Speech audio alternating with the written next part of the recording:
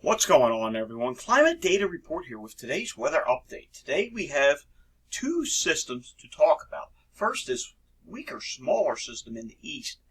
And second of all, this big system that has come onshore in California. California is seeing a major flooding event unfolding right now. And the initial piece of energy from this, as we go throughout the video, you'll find out, is going to become a major coastal storm for portions of New England. First off, let's take a look here at the national hazards map, and as you can see, it is pretty active across the country. That weaker system in the east is providing some snow to northern Pennsylvania and portions of southern New York. They actually just upgraded to a winter storm warning in the Pocono Mountains region of northeast Pennsylvania for 3 to 6 inches of snow. Look up here in North Dakota, 6 to 10 inches of snow with blizzard warnings now up. Even isolated amounts up to 12 inches of snow in this area. In California, the flood watches continue to be up.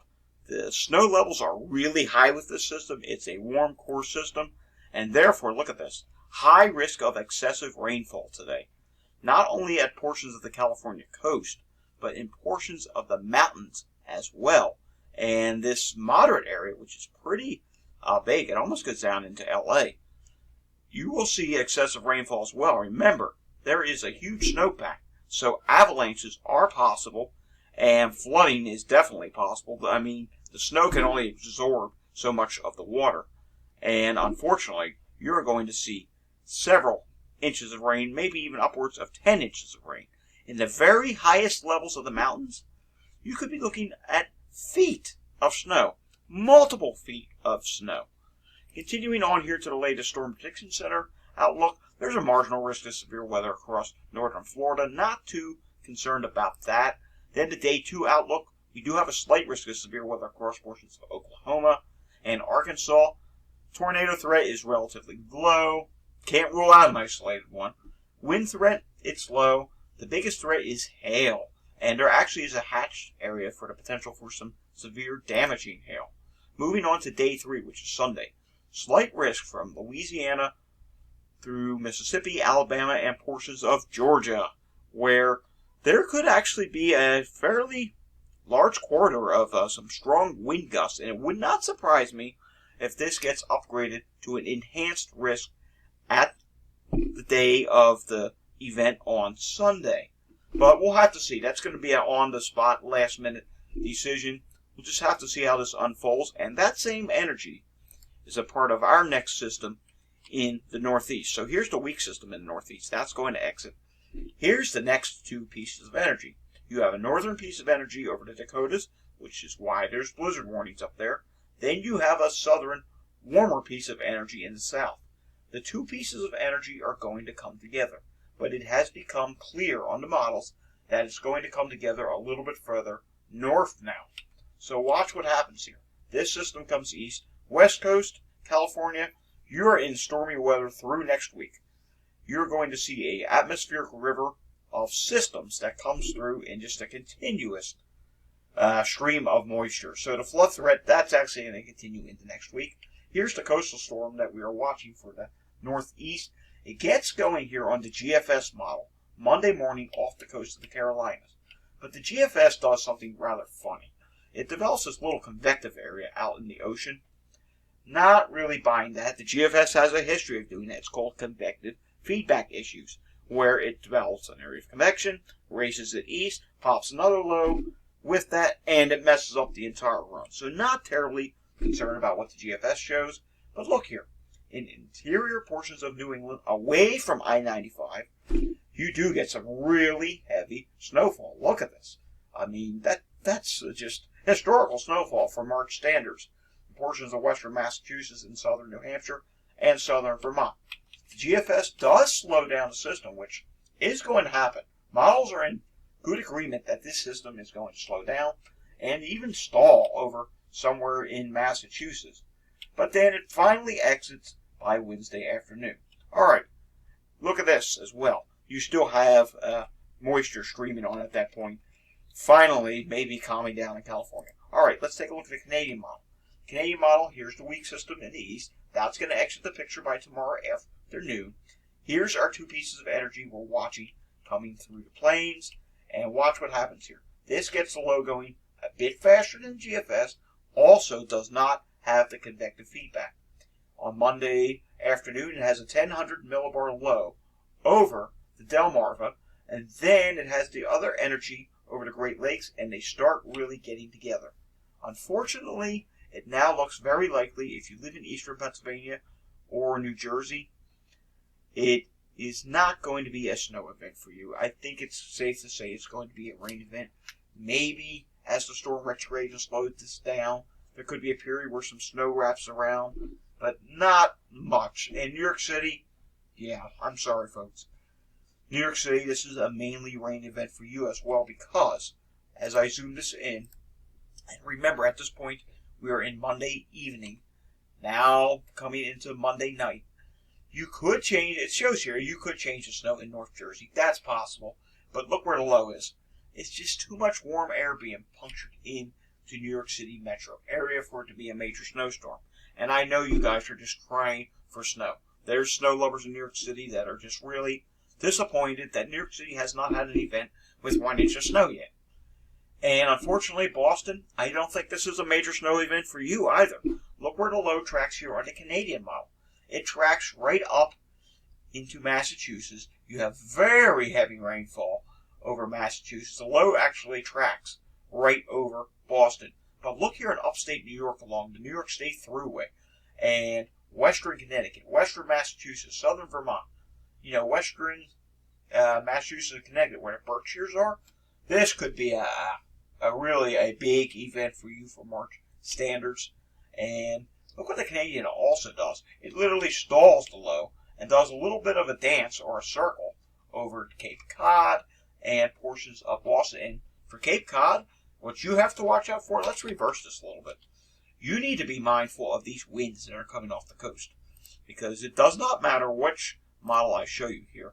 Look at these strong winds. Yes, these are gusts 50 to 60 miles per hour. Heck, maybe even 65, 70 mile per hour gusts, like out along Nantucket as this system comes north. So, yeah, you really want to pay close attention, because the beach erosion and the coastal flooding could be a big deal for you as this system slows down, retrogrades, does its loop, and then backs away. So this is a long duration storm, and that's something we have to be mindful of. All right, the big European model. This model has been the most bullish on this storm from day one, and it continues to be the most bullish. Yes, it backed away from what it showed a couple days ago, and I think it's going to back off a little bit more, but I'll show you what it shows here. As you can see here, we have a 1000 millibar low Monday afternoon developing off the Delmarva. We have rain moving into New Jersey, Jersey Shore down in South Jersey. This is all rain for you. And as we continue this, it does show some heavy rain into Pennsylvania, but it also shows a mix in central New Jersey on north, and even a change over to snow in the Pocono Mountains. I think the European develops the storm a little bit too quickly and a little bit too far southwest. And I say that because there's a history with nor'easters and coastal storms where the European will just be over-amped with the system. As we get closer, it adjusts and it backs away a little bit. And I think we're going to see that happen this go-around. But nonetheless, let's show you what happens here. The European shows a 982 just south of the Boston area, south of Cape Cod. And then look what happens. The storm actually jumps back west. Just dumps an extreme amount of snow over the Hudson Valley, up through Albany, and then it actually goes back east. The low pays another visit to Boston, and after the loop, it finally exits out to sea. One last model I want to show you, and this is the one that I think has the best idea. Unfortunately, it only goes out to 84 hours. Watch what happens here. This is the RGEM model. Here come the pieces of energy. It gets the storm going off the Carolinas, then off the Delmarva. Rain comes into South Jersey and Philly, and you will see a good amount of rain. You could see up to half an inch to 3/4 of an inch of rain before this system pushes northeast and really gets its act together. But one thing to note, even if places like DC through Philly do not get in on the heaviest of the rain, the heaviest of the snow, which, as we know, it's going to be north and west, You will get in on the winds, and Tuesday is going to be an extremely windy day in this area. You could have gusts up to 40 miles per hour, just because of how large and strong this storm is. Alright, we are at Monday evening, and watch what happens here on the RGEM, and it ends here at 84 hours. It has the low going up through eastern portions of Long Island as 987 millibars, and that just makes the most sense to me. I think the European's a little overdone. The Canadian itself, the CMC, that may be a little overdone, and as you saw with the GFS model it has that convective feedback. I can show you its ensemble. In fact, let's pull up the GEFS ensemble. And chances are that's not going to show the convective feedback. Maybe some of the members do, and that would be these more eastern members here. But look where the GEFS places it. It has the storm going right over Boston and Cape Cod area. It's a really strong storm. This is actually very impressive for a mean on the GEFS. And it does slow the storm down, does its little dance, and then it exits to the east. So just how much snow are we talking with this storm? Well, let's just go back to the RGEM model, and I want to show you something here. We can use this model. Any map will do. If you live in the area here that I'm going to highlight, if you live anywhere from here, from New York State, through the Berkshires, western Connecticut, western Massachusetts, on up into southern Maine, through New Hampshire, portions of Vermont, and upstate New York, this is your jackpot area. Anyone who lives in this area is going to see 1 to 2 feet of snow. I'm not kidding you.